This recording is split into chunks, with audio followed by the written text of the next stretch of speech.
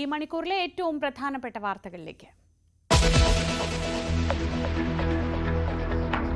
Dubai കിരീടാവകാശി ഇന്ന് ഇന്ത്യയിലെത്തും. Sheikh Hamdan bin Mohammed bin റാഷിദിന്റെ ആദ്യ ഔദ്യോഗിക സന്ദർശനം.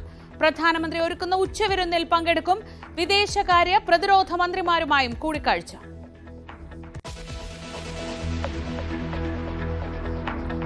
തീരുവ യുദ്ധത്തിൽ അമേരിക്കയും ചൈനയും നേർക്കുനേർ. 34% പകരച്ചുങ്കം ഒഴിവാക്കിയില്ലെങ്കിൽ പ്രത്യാഘാതം ഗുരുതരമാകുമെന്ന് ചൈനയോട് അമേരിക്ക. അധിക തീരുവയിൽ നിന്ന് പിന്മാറണമെന്ന് ട്രംപിനോട് ഇലോൺ മസ്ക്.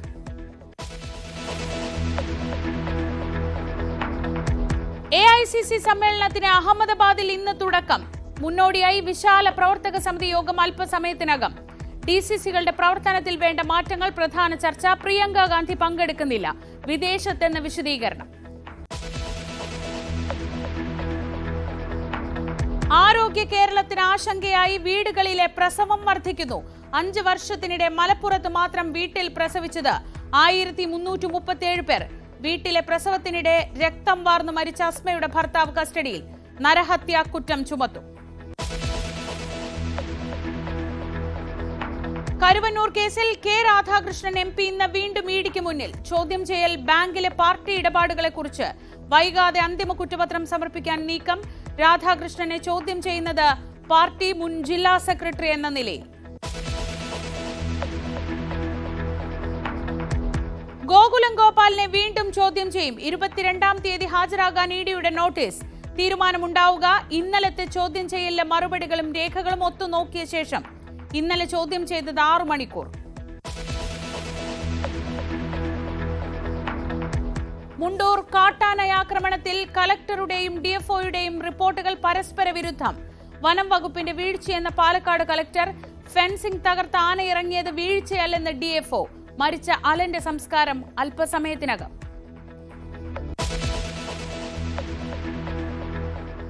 കോട്ടയത്ത് MC റോഡിൽ ലോറിയും ജീപ്പും കൂട്ടിയിടിച്ച് 2 മരണം. 2 പേരുടെ നില ഗുരുതരം. അപകടം നാട്ടകത്തിന് സമീപം.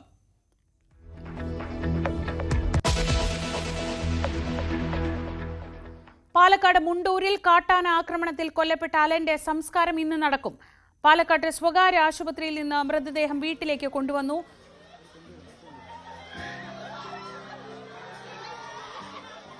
മൈലമ്പുള്ളിയിലെ സെമിത്തേരിയിലാണ് സംസ്കാരം നടക്കുക. ഇപ്പോൾ അലന്റെ വീട്ടിൽ നിന്നുള്ള ദൃശ്യങ്ങളാണ് കാണുന്നത്.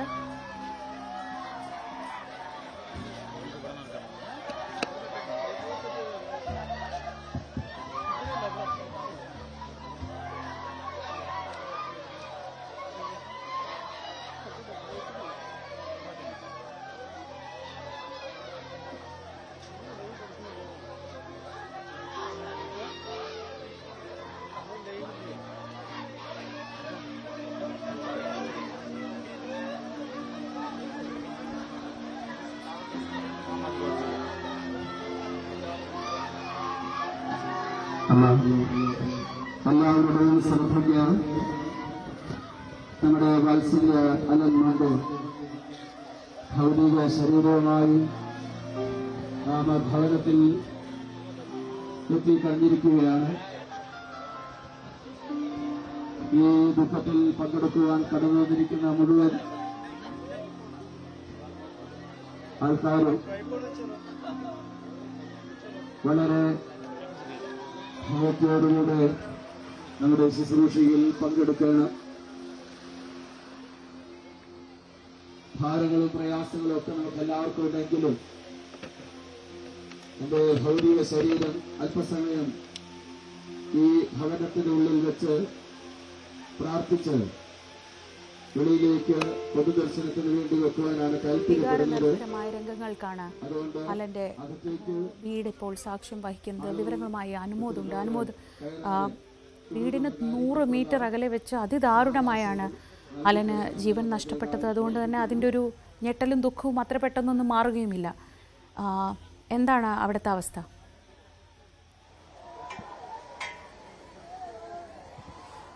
ശ്രീജ, നമുക്ക് ഇവിടെ കാണാൻ കഴിയുന്നത് ഏറെ ദുഃഖകരമായ കാഴ്ചകൾ തന്നെയാണ്. ഇപ്പോൾ അല്പസമയം മുൻപാണ് അലൻ്റെ മൃതദേഹം വീട്ടിലേക്ക് കൊണ്ടുവന്നത്. അലൻ്റെ വീട് കാടിനോട് ചേർന്നാണ്. ഈ വീടിലേക്ക് എത്തുന്നതിന് ഏകദേശം ഒരു 100 മീറ്റർ മുൻപാണ് അലനെ അമ്മയും കാട്ടാന ആക്രമിച്ചത്. നമുക്ക് ആ വഴിയിൽ ഇപ്പോഴും അവരുടെ ചെരുപ്പും അമ്മ കൊണ്ടുവന്ന പാലിൻ്റെ പാക്കറ്റും ഒക്കെ കാണാൻ കഴിയും. അതിൻ്റെ അപ്പുറത്ത് അലൻ്റെ ചെരുപ്പുകളും കാണാൻ കഴിഞ്ഞു വരുന്ന വഴിക്ക്. അത്രമാത്രം വീടിനോട് തൊട്ടടുത്തെത്തിയപ്പോഴായിരുന്നു ഈ ഒരു ദാരുണമായ സംഭവം ഉണ്ടായത്. ഇനിയിപ്പോൾ അല്പ സമയം മുൻപ് മൃതദേഹം അലൻ്റെ വീട്ടിലേക്ക് എത്തിച്ചു. 3 മണിക്കൂറോളം സമയം ഇവിടെ ചടങ്ങുകൾ ഉണ്ടാകും എന്നാണ് അറിയുന്നത്. അതിനുശേഷം മൈലമ്പുള്ളി പള്ളി സെമിത്തേരിയിലേക്ക് കൊണ്ടുപോകും. അവിടെയായിരിക്കും സംസ്കാര ചടങ്ങുകളൊക്കെ നടക്കുക. നേരത്തെ സൂചിപ്പിച്ചാൽ ഈ മുണ്ടൂർ പ്രധാന പാതയിൽ നിന്ന് ഏകദേശം 2 കിലോമീറ്ററിന് ഉള്ളിലാണ് അതിൻ്റെ വീടുള്ളത്. ഇതിനപ്പുറം മുഴുവൻ കാടാണ്. തേക്ക് പ്ലാന്റേഷനും വനം വകുപ്പിൻ്റെ മേഖലയുമാണ്. എപ്പോൾ വേണമെങ്കിലും കാട്ടാനകൾ ഇറങ്ങുന്ന ഒരു സ്ഥലം കൂടിയാണിത്. പകൽ പോലും കാട്ടാനകളുടെ സാന്നിധ്യം ഇവിടെ ഉണ്ടാകാറുണ്ട് എന്നാണ് നാട്ടുകാരൊക്കെ പറയുന്നത്. ഇതുമായി ബന്ധപ്പെട്ട മറ്റൊരു പ്രധാനപ്പെട്ട വിവരം കൂടി നമുക്ക് പങ്കുവെക്കാനുള്ളത്, ഈ സംഭവത്തിൽ കളക്ടറുടെയും DFOയുടെയും റിപ്പോർട്ട് 2 തരത്തിലാണ് എന്നുള്ള ഒരു വിവരം കൂടിയാണ് പുറത്തു വന്നിട്ടുള്ളത്. വനം വകുപ്പിനെ വെള്ളപൂശിക്കൊണ്ടാണ് പാലക്കാട് DFOയുടെ റിപ്പോർട്ടെന്നാണ് മനസ്സിലാക്കാൻ കഴിഞ്ഞിരിക്കുന്നത്. ഈ ഒരു സംഭവത്തിൽ, ഈ ആന ആക്രമണത്തിൽ വനം വകുപ്പിന് വീഴ്ച പറ്റിയിട്ടില്ല. ഫെൻസിങ് തകർത്താണ് കാട്ടാന എത്തിയതെന്ന് വനം വകുപ്പ് അവകാശപ്പെടുന്നു. മുന്നറിയിപ്പ് സംവിധാനം പ്രവർത്തിച്ചിരുന്നുവെന്നാണ് DFOയുടെ റിപ്പോർട്ട് വന്നിരിക്കുന്നത്. അതായത് ഫെൻസിങ് തകർത്തെത്തിയ കാട്ടാനയാണ് ഈ ഒരു സംഭവത്തിന് കാരണക്കാരനായിട്ടുള്ളത്. എന്നാൽ വനം വകുപ്പിന് വീഴ്ച ഉണ്ടായി എന്നാണ് കളക്ടർ റിപ്പോർട്ട്. മുന്നറിയിപ്പ് കിട്ടിയിട്ടില്ലെന്ന് നാട്ടുകാർ പറഞ്ഞത് ഉദ്ധരിച്ചുകൊണ്ടാണ് കളക്ടറുടെ റിപ്പോർട്ടുള്ളത്.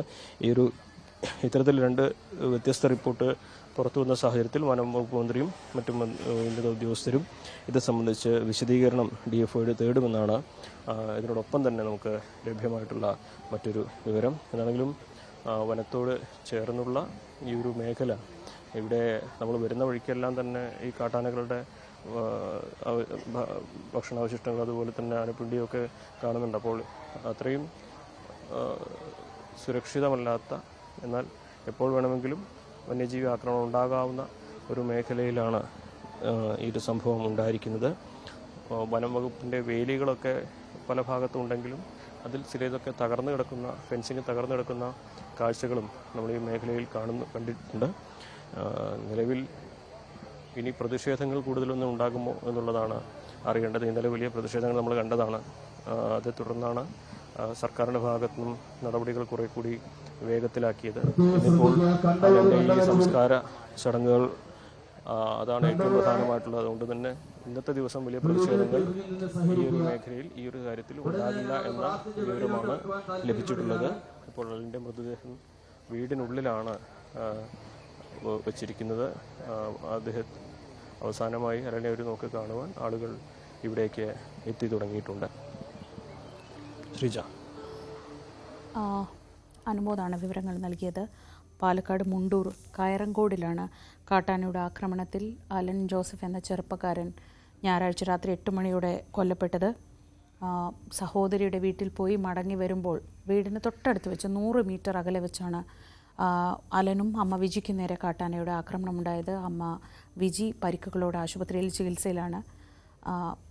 ഇപ്പോൾ നമ്മൾ കാണുന്നത് അലൻ്റെ മൃതദേഹം വീട്ടിലെത്തിച്ചപ്പോഴുള്ള ദൃശ്യങ്ങളാണ്. ഈ വിഷയത്തിൽ ഇപ്പോഴും വനം വകുപ്പും ജില്ലാ ഭരണകൂടവും 2 തട്ടിലാണ്. അന്ന് കാട്ടാന ഇറങ്ങിയത് അറിഞ്ഞിരുന്നില്ല എന്നാണ് വനം വകുപ്പിൻ്റെ നിലപാട്. ഫെൻസിങ് തകർത്ത് ആന ഇറങ്ങിയതാണ്, അത് അറിയാൻ കഴിയുന്ന സംവിധാനമില്ല എന്നാണ് പറയുന്നത്. അതേസമയം ജില്ലാ കളക്ടറുടെ റിപ്പോർട്ടിൽ ഗുരുതരമായ വീഴ്ചയെക്കുറിച്ച് സൂചിപ്പിക്കുന്നുണ്ട്, വനം വകുപ്പിനുണ്ടായ വീഴ്ചയെക്കുറിച്ച് സൂചിപ്പിക്കുന്നുണ്ട്. പക്ഷേ റിപ്പോർട്ടുകൾ എന്തായാലും നഷ്ടപ്പെട്ടത് ഒരു വിലയേറിയ ജീവനാണ്.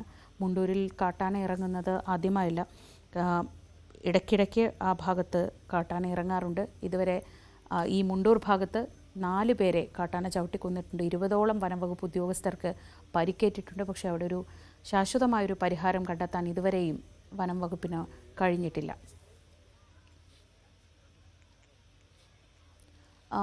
അനുമോദ്, ഈ കുടുംബത്തിൻ്റെ അത്താണിയായിരുന്നു അലൻ. ഈ അലൻ്റെ അമ്മയുടെ ആരോഗ്യസ്ഥിതി എങ്ങനെയാണ്? അവർ ഈ ചടങ്ങിൽ പങ്കെടുക്കുന്നുണ്ടോ? അത്തരം വിവരങ്ങൾ എന്തെങ്കിലും കിട്ടിയോ?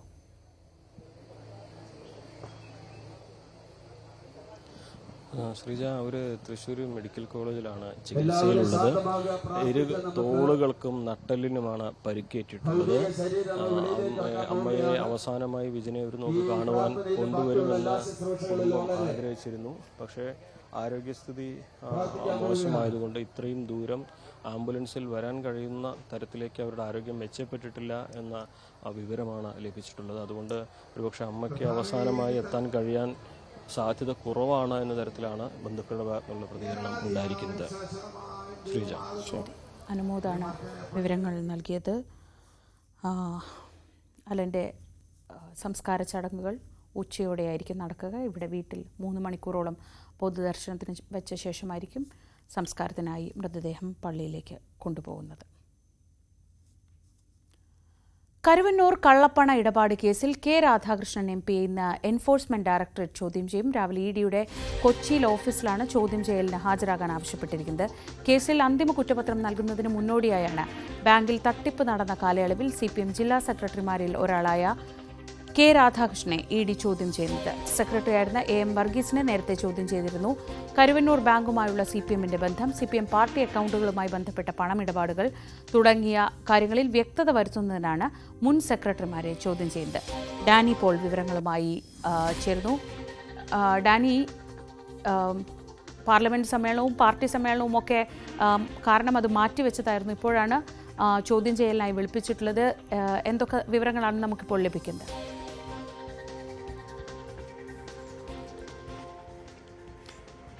ശ്രീജ, 2 തവണ നോട്ടീസ് നൽകിയെങ്കിലും അത് അസൗകര്യങ്ങൾ പറഞ്ഞ്, പ്രത്യേകിച്ച് പാർട്ടി സമ്മേളനം, അതോടൊപ്പം തന്നെ പാർലമെന്റ് സെഷൻ നടക്കുന്നു, ഇത്തരം കാര്യങ്ങൾ ചൂണ്ടിക്കാണിച്ചുകൊണ്ട് അദ്ദേഹം മറുപടി നൽകുകയായിരുന്നു. തുടർന്നാണ് ഏപ്രിൽ 7 ശേഷമുള്ള ഒരു തീയതിയിൽ ഹാജരാകാം, അത് ഇന്ന് നിശ്ചയിച്ചിട്ടുണ്ട്. 10 മണിക്ക് ശേഷം, എന്താണ് 10:30യോടുകൂടി അദ്ദേഹം ED ഓഫീസിൽ, കൊച്ചിയിലെ ഈ സോണൽ ഓഫീസിൽ ഹാജരാകും എന്നാണ് അറിയിച്ചിരിക്കുന്നത്. എന്തായാലും ഈ കേസിനെ സംബന്ധിച്ചിടത്തോളം കരുവന്നൂർ കേസിൽ ED ആദ്യഘട്ട കുറ്റപത്രം സമർപ്പിച്ചിരുന്നു. 2023 കുറ്റപത്രം സമർപ്പിച്ചിരുന്നു. തുടർന്ന് ഇങ്ങോട്ട് വലിയ നീക്കങ്ങൾ ഈ കേസുമായി ബന്ധപ്പെട്ടുകൊണ്ട് ഉണ്ടായിട്ടില്ല. അന്തിമ കുറ്റപത്രം സമർപ്പിക്കേണ്ടതുണ്ട്, അത് മാർച്ചിൽ സമർപ്പിക്കണമെന്ന നിർദ്ദേശവും ഉണ്ടായിരുന്നു. പക്ഷേ ഈ കെ രാധാകൃഷ്ണനെ ചോദ്യം ചെയ്യുന്നത് നീണ്ടുപോകുന്നത് കൊണ്ടാണ് ഈ കുറ്റപത്രം വൈകുന്നത് അടക്കമുള്ള കാര്യങ്ങൾ ഉണ്ടായത്. അങ്ങനെയാണ് തുടർച്ചയായി നോട്ടീസുകൾ നൽകിയത്. ഇപ്പോൾ കെ രാധാകൃഷ്ണൻ ഈ കേസിൽ ഒരുപക്ഷെ ഈ കേസുമായി ബന്ധപ്പെട്ട് നടക്കുന്ന ഏറ്റവും ഒടുവിലത്തെ ചോദ്യം ചെയ്യലാകുമെന്നാണ് പ്രതീക്ഷിക്കുന്നത്. അതിൽ ഏറ്റവും പ്രധാനപ്പെട്ടത് ഈ അന്തിമ കുറ്റപത്രം എന്നത് CPMനെ സംബന്ധിച്ചിടത്തോളം വളരെ നിർണായകമാണ്. കാരണം ആദ്യഘട്ട കുറ്റപത്രത്തിൽ 55 ആളുകൾ പ്രതി ചേർക്കപ്പെട്ടിട്ടുണ്ടെങ്കിൽ അതിൽ 1-2 CPMന്റെ പ്രാദേശിക തലത്തിലുള്ള നേതാക്കൾ മാത്രമാണ് പ്രതിപട്ടികയിലേക്ക് ഉണ്ടായിരുന്നത്. അന്തിമ കുറ്റപത്രത്തിലേക്ക് വരുമ്പോൾ അത് നിർണായകമാകുന്നത് ഈ കേസുമായി ബന്ധപ്പെട്ടുകൊണ്ട് ഏറ്റവും കൂടുതൽ വിവാദം ഉയർന്നത്, അല്ലെങ്കിൽ ഇതിൻ്റെ ഒരു അസ്തിത്വം എന്ന് പറയാവുന്നത്, ഇതിൽ അനർഹമായ രീതിയിൽ വായ്പ അനുവദിക്കാനായിട്ട് CPM നേതാക്കൾ ഒത്താശ ചെയ്തു, അവരുടെ നിർദ്ദേശമുണ്ടായിരുന്നു എന്നതാണ് കണ്ടെത്തിയിരിക്കുന്നത്. അതിൽ എത്രത്തോളം വാസ്തവമുണ്ട് എന്നതടക്കമുള്ള കാര്യങ്ങളാണ് പരിശോധിക്കുന്നത്. ഈ കാലയളവിൽ ഉണ്ടായിരുന്ന തൃശ്ശൂർ ജില്ലാ സെക്രട്ടറിമാർ, അതോടൊപ്പം തന്നെ ഏരിയ സെക്രട്ടറിമാർ തുടങ്ങിയവരുടെ നിർദ്ദേശങ്ങൾ ഇക്കാര്യത്തിൽ ഉണ്ടോ എന്നതും അതിന് ആനുപാതികമായ രീതിയിൽ ഏതെങ്കിലും മൊഴി ലഭിച്ചിട്ടുണ്ടോ എന്നതെല്ലാം തന്നെ ഈ അന്തിമഘട്ട കുറ്റപത്രത്തിലാണ് അറിയാനായിട്ട് സാധിക്കുക. അതുകൊണ്ട് അന്ന് CPM ജില്ലാ സെക്രട്ടറിമാരായിരുന്ന AC മൊയ്തീനും MM വർഗീസും കെ രാധാകൃഷ്ണനുമാണ്. അവരിലേക്കാണ് പിന്നീട് മൊഴിയെടുക്കലുണ്ടായത്. അതിൽ മറ്റ് 2 പേരുടെയും എല്ലാം തന്നെ മൊഴിയെടുക്കലും ഏരിയ സെക്രട്ടറിമാരുടേതെല്ലാം തന്നെ കഴിഞ്ഞിരിക്കുന്നു. ഇനിയുള്ളത് കെ രാധാകൃഷ്ണനാണ്. ഇതുകൂടി പൂർത്തിയാകുമ്പോൾ മാത്രമാണ് ഈ അന്തിമ കുറ്റപത്രത്തിലേക്ക് അടക്കം നീങ്ങുക. ഏതായാലും ആ രീതിയിൽ ഇവരുടെ ഇത്തരം ഉയർന്നിരുന്ന ആരോപണങ്ങളെ സാധൂകരിക്കുന്ന രീതിയിൽ, അന്വേഷണത്തെ സാധൂകരിക്കുന്ന രീതിയിലുള്ള മൊഴികൾ ഏതെങ്കിലും ഉണ്ടോ എന്നത് കൂടി ഈ കുറ്റപത്രത്തിലാണ് അറിയാനായിട്ട് സാധിക്കുക. ഇന്ന് രാവിലെ 10:30യോടുകൂടി അദ്ദേഹം എത്തിച്ചേരുമെന്നാണ് അറിയുന്നത്.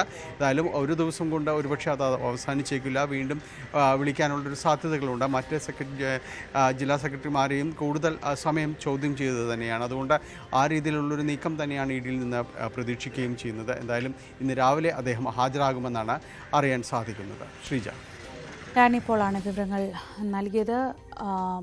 മറ്റൊരു വാർത്തയുടെ വിശദാംശങ്ങൾ കൂടി ഡാനി നൽകും. അത് ഗോകുലം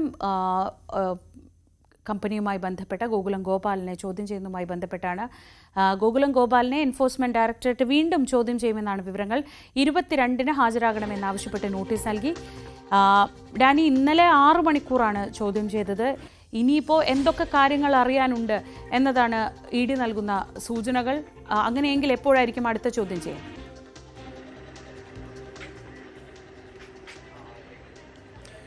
ശ്രീജ, ഈ മാസം 22-ന് വീണ്ടും ഹാജരാകാൻ നിർദ്ദേശം നൽകിയിട്ടുണ്ട്. അതിന് മുൻപായിട്ട് ഇന്നലെ ഏതാണ്ട് 6 മണിക്കൂറോളം ചോദ്യം ചെയ്തിരുന്നു. അതിൽ ശേഖരിച്ച വിശദാംശങ്ങളുണ്ട്. അതോടൊപ്പം തന്നെ ED നേരത്തെ പരിശോധനയിൽ കണ്ടെത്തിയ കാര്യങ്ങളുണ്ട്. ഇതെല്ലാം തന്നെ പൊരുത്തപ്പെടുന്നുണ്ടോ, അതിൽ ഏതെങ്കിലും രീതിയിൽ ഇനിയും ചോദിക്കാനുള്ള കാര്യങ്ങളുണ്ടോ എന്നതടക്കമുള്ള കാര്യങ്ങൾ ഈ ദിവസങ്ങളിലുള്ളൊരു പരിശോധന നടക്കും. എന്തായാലും ഇന്നലത്തെ ചോദ്യം ചെയ്യൽ അത് മുഴുവനാക്കിയിട്ടില്ല എന്ന് തന്നെയാണ് മനസ്സിലാക്കുന്നത്. അതുകൊണ്ടാണ് ഇന്നലെ തന്നെ അദ്ദേഹത്തെ അറിയിക്കുകയും ചെയ്തിട്ടുണ്ട് എന്നാണ് EDയിൽ നിന്ന് അറിയാൻ സാധിക്കുന്നത്. 22-ന് വീണ്ടും ഈ കേസുമായി ബന്ധപ്പെട്ടുകൊണ്ട് ഹാജരാകുകയും ചെയ്യണം. അത് പ്രധാനമായും തന്നെ അന്വേഷിക്കുന്നത് ഈ 2022-ൽ തുടങ്ങിയ അന്വേഷണത്തിൻ്റെ ഭാഗമായിട്ടാണ് ഇപ്പോൾ നടക്കുന്ന ചോദ്യം ചെയ്യലെന്നാണ് ED വ്യക്തമാക്കിയിട്ടുള്ളത്. അതിൽ ചില കാര്യങ്ങൾ ED അന്വേഷിക്കുന്നത് കഴിഞ്ഞ ദിവസങ്ങളിൽ തന്നെയും പരിശോധനയിൽ ED കണ്ടെത്തിയ കാര്യങ്ങളുണ്ട്. അതിൽ പണം, കണക്കിൽപ്പെടാത്ത പണം 1.5 കോടിയിലധികം രൂപ പിടിച്ചെടുത്തു. അതിനും കൂടുതലാണ് ഈ ഫെമയുടെ ഒരു വയലേഷൻ, ഫെമ നിയമം ഒരു ലംഘനം നടന്നിട്ടുണ്ട് എന്നതടക്കമുള്ള കാര്യങ്ങളുണ്ടായിരുന്നു. അങ്ങനെ അനർഹമായ രീതിയിൽ തന്നെയും വിദേശത്ത് നിന്ന് വലിയ തോതിലേക്ക് പണം സ്വീകരിച്ചിട്ടുണ്ട് ഗോകുലം ചിറ്റ്സ് എല്ലാം തന്നെ. അപ്പോൾ ഇതിലുമായി ഊന്നിയുള്ള ചോദ്യങ്ങളാണ് നടക്കുന്നതെന്നാണ് അറിയാൻ സാധിക്കുന്നത്. അതുകൊണ്ട് ഈ ചിട്ടി കമ്പനിയുമായി ബന്ധപ്പെട്ടുകൊണ്ട് ചില രേഖകൾ, കാര്യങ്ങളെല്ലാം തന്നെ ED ആവശ്യപ്പെട്ടിട്ടുണ്ട്. അതിൽ വിശദീകരണം നൽകാനാണ് പറഞ്ഞിരിക്കുന്നത്. ഇപ്പോൾ സിനിമയുമായി ബന്ധപ്പെട്ടുകൊണ്ടുള്ള കാര്യങ്ങൾ, അല്ലെങ്കിൽ സിനിമാ മേഖലയുമായി ബന്ധപ്പെട്ടുകൊണ്ട് നടത്തിയ നിർമ്മാണ മേഖലയിൽ പങ്കാളിത്തം ഉണ്ടായിട്ടുണ്ട്. അപ്പോൾ അത്തരം കാര്യങ്ങളിലെല്ലാം പ്രധാനമായും ഈ പണമിടപാട് സംബന്ധിയായ കാര്യങ്ങളിൽ ഈ ഫെമയുടെ വയലേഷൻ അടക്കമുള്ള കാര്യങ്ങളിലാണ് ഇപ്പോൾ നടക്കുന്ന അന്വേഷണം എന്നാണ് മനസ്സിലാക്കാനായിട്ട് സാധിക്കുന്നത്. മറ്റു വിവാദങ്ങൾ ഉയർന്നിരുന്നു. എമ്പുരാൻ സിനിമയുമായി ബന്ധപ്പെട്ടുകൊണ്ടുള്ളതായിരുന്നു. അതിൻ്റെ ഒരു നിർമ്മാതാവ് കൂടിയാണ് അദ്ദേഹം. അപ്പോൾ അവിടെ കേന്ദ്ര ഏജൻസികളുടെ അന്വേഷണം ഈ ഭാഗത്ത് നടക്കുന്നു, അതെല്ലാം എമ്പുരാൻ എഫക്റ്റ് ആണ് എന്നുള്ള രീതിയിലുള്ള ആക്ഷേപങ്ങൾ ഉയർന്നിരുന്നു. അതിനെ ED നിരാകരിക്കുകയാണ്. ഇത് 2022-ൽ തുടങ്ങിയ അന്വേഷണത്തിന്റെ ഭാഗമാണ് ഇപ്പോൾ നടക്കുന്ന ചോദ്യം ചെയ്യലെന്നാണ് ED വ്യക്തമാക്കുന്നത്. ഡാനി പോളാണ് വിവരങ്ങൾ നൽകിയത് കൊച്ചിയിൽ നിന്ന്. ആധുനിക ചികിത്സാ രീതികളെ വെല്ലുവിളിച്ച് വീടുകൾക്കുള്ളിൽ പ്രസവം നടത്തുന്നവരുടെ എണ്ണം കേരളത്തിൽ ഏറി വരുന്നതായി കണക്ക്. കഴിഞ്ഞ 5 വർഷത്തെ കണക്കിൽ എടുത്താൽ മലപ്പുറം ജില്ലയിൽ മാത്രം 1337 പേരാണ് വീടുകൾക്കുള്ളിൽ പ്രസവിച്ചത്. വൈദ്യശാസ്ത്രത്തോടും മരുന്നുകളോടും വിമുഖത കാണിച്ചുകൊണ്ടുള്ള ഈ രീതികൾ സ്ത്രീകളുടെയും കുഞ്ഞുങ്ങളുടെയും ജീവനും ആരോഗ്യവുമാണ് അപകടത്തിലാക്കുന്നത്. സംസ്ഥാനത്താകമാനം നടക്കുന്ന വീട്ടുപ്രസവങ്ങളുടെ കണക്കുകൾ അന്വേഷിച്ചപ്പോൾ കിട്ടിയത് ഞെട്ടിക്കുന്ന സംഖ്യയാണ്. 2019 മുതൽ 2024 സെപ്റ്റംബർ വരെ കേരളത്തിൽ റിപ്പോർട്ട് ചെയ്തത് 2931 വീട്ടുപ്രസവങ്ങൾ. ഇതിൽ 2023-24 വർഷത്തിൽ മാത്രം 523 പ്രസവങ്ങൾ നടന്നു. ഏറ്റവും കൂടുതൽ വീട്ടുപ്രസവങ്ങൾ നടന്നത് മലപ്പുറം ജില്ലയിലാണ്, 1337 എണ്ണം. വിവരാവകാശ രേഖകൾ പ്രകാരം 2019-20 467 പ്രസവങ്ങളും 2020-21 576, 2021-22 586, 2022-23 579, 2023-24 523, 2024 ഏപ്രിൽ മുതൽ സെപ്റ്റംബർ വരെ 200 എന്നിങ്ങനെയാണ് വീട്ടുപ്രസവങ്ങളുടെ കണക്കുകൾ. ഏറ്റവും കുറവ് കോട്ടയം ജില്ലയിലാണ്, 42 എണ്ണം. 2024 ഏപ്രിൽ മുതൽ സെപ്റ്റംബർ വരെയുള്ള 6 മാസക്കാലത്ത് വിവിധ ജില്ലകളിൽ നടന്ന വീട്ടുപ്രസവങ്ങൾ ഇപ്രകാരമാണ്. തിരുവനന്തപുരത്ത് 8 പ്രസവങ്ങൾ, കൊല്ലത്ത് 7, പത്തനംതിട്ടയിൽ 1, ആലപ്പുഴയിൽ 6, കോട്ടയത്ത് 3, ഇടുക്കിയിൽ 12, എറണാകുളത്ത് 14, തൃശൂരിൽ 6, പാലക്കാട് 3, മലപ്പുറത്ത് 93, കോഴിക്കോട് 11, വയനാട് 15, കണ്ണൂരിൽ 12, കാസർഗോഡ് 9 എന്നിങ്ങനെയാണ് കണക്കുകൾ. ഇത്തരം പ്രസവങ്ങൾ അമ്മയ്ക്കും കുഞ്ഞിനും ഒരുപോലെ അപകടകരമാണെങ്കിലും ആരോഗ്യവകുപ്പ് നടത്തിവരുന്ന ബോധവൽക്കരണങ്ങൾ ഫലം ചെയ്യുന്നില്ലെന്നാണ് ഈ കണക്കുകൾ വ്യക്തമാക്കുന്നത്. വീട്ടുപ്രസവങ്ങൾ പ്രോത്സാഹിപ്പിക്കുന്ന പ്രത്യേക സംഘങ്ങളെക്കുറിച്ചും ആരോഗ്യവകുപ്പ് അന്വേഷിച്ചു വരുന്നുണ്ട്. ആജ്ഞ രവീന്ദ്രൻ, ന്യൂസ് 18, കൊച്ചി. മലപ്പുറം ചട്ടിപ്പറമ്പിൽ യുവതി പ്രസവത്തിനിടെ മരിച്ച സംഭവത്തിൽ ഭർത്താവ് സിറാജുദ്ദീന്റെ അറസ്റ്റ് ഇന്ന് രേഖപ്പെടുത്തും. അസ്മയുടെ പോസ്റ്റ്മോർട്ടം നടപടികളുടെ പ്രാഥമിക വിവരങ്ങളും ഡോക്ടറുടെ മൊഴിയും രേഖപ്പെടുത്തിയതിന് പിന്നാലെ സിറാജുദ്ദീനെ മലപ്പുറം പോലീസ് കസ്റ്റഡിയിലെടുത്തിരുന്നു. ഇയാൾക്കെതിരെ നരഹത്യ അടക്കമുള്ള കുറ്റങ്ങൾ ചുമത്തുമെന്നാണ് സൂചന. മറ്റു വാർത്തകളിലേക്ക് വരാം, ഇടവേളയ്ക്ക് ശേഷം.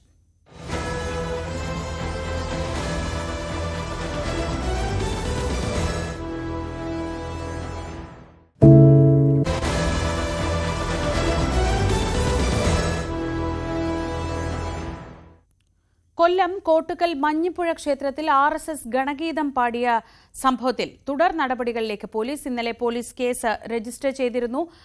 ഗണഗീതം ആലപിച്ച നാഗർകോവിൽ നൈറ്റ് ബേർഡ്സ് ഗായകർ, ക്ഷേത്രോപദേശക കമ്മിറ്റി, ഉത്സവാഘോഷ കമ്മിറ്റി എന്നിവർക്കെതിരെയാണ് കേസ്. ക്ഷേത്രോപദേശക സമിതി പിരിച്ചുവിടാൻ തിരുവിതാംകൂർ ദേവസ്വം ബോർഡ് തീരുമാനമെടുത്തു.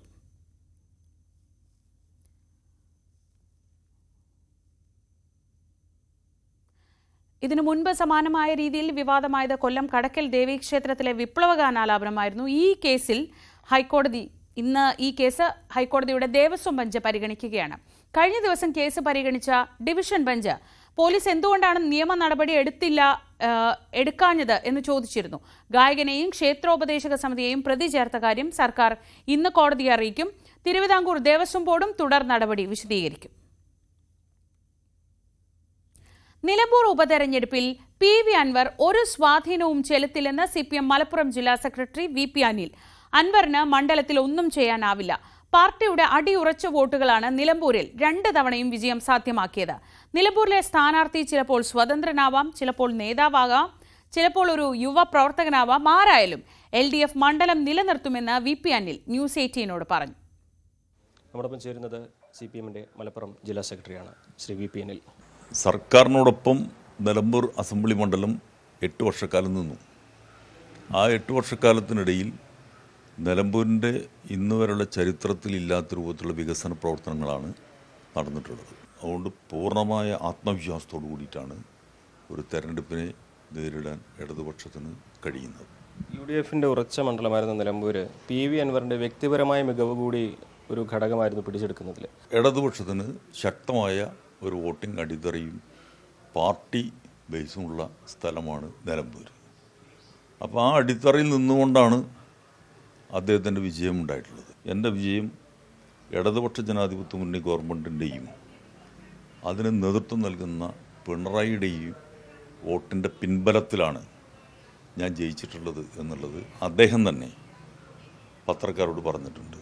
ഇദ്ദേഹം പോയി എന്നുള്ളതുകൊണ്ട് ആ അടിത്തറയ്ക്ക് ഒരു തകരാറ് സംഭവിച്ചിട്ടില്ല. ഒരു കുഞ്ഞു പോലും പാർട്ടിയിൽ നിന്ന് വിട്ടുപോയിട്ടില്ല. ഒരു സ്വാധീനവും ഈ തെരഞ്ഞെടുപ്പുമായി ബന്ധപ്പെട്ടുകൊണ്ട് അൻവറിനുണ്ടാക്കാൻ വേണ്ടി കഴിയില്ല. അദ്ദേഹം എടുത്തുള്ള നിലപാടുകളുടെ ഭാഗമായി അദ്ദേഹത്തിനാണ് നഷ്ടം സംഭവിച്ചിട്ടുള്ളത്. സ്വതന്ത്ര പരീക്ഷണം എന്നുള്ളത് ഇദ്ദേഹം പോയി എന്നുള്ളതുകൊണ്ട് ഞങ്ങൾ അവസാനിപ്പിക്കുന്ന ഒന്നല്ല. തെരഞ്ഞെടുപ്പിൻ്റെ ഘട്ടം വരുമ്പോൾ അവിടെ സ്വതന്ത്രം വേണോ, അനുയോജ്യരായിട്ടുള്ള ആളുകളുണ്ടോ, പാർട്ടി ലീഡർഷിപ്പ് എന്നുള്ള ആളുകൾ വേണോ എന്നുള്ളത് തെരഞ്ഞെടുപ്പ് ഡിക്ലെയർ ചെയ്തതിന് ശേഷമാണ് പാർട്ടി അതിനെക്കുറിച്ച് ആലോചിക്കുക. നിലമ്പൂരിൽ വിജയം ആവർത്തിക്കാനാകും, മണ്ഡലം നിലനിർത്താനാകും, അൻവർ ഒരു സ്വാധീനവും ചെലുത്തില്ല എന്ന് CPM വിലയിരുത്തുമ്പോൾ നമുക്ക് തെരഞ്ഞെടുപ്പിലെ സ്ഥാനാർത്ഥി പ്രഖ്യാപനത്തെക്കുറിച്ചൊന്നും ഇപ്പോൾ പറയാനായിട്ടില്ല എന്നുകൂടി പറഞ്ഞു വെക്കുകയാണ് CPM നേതൃത്വം.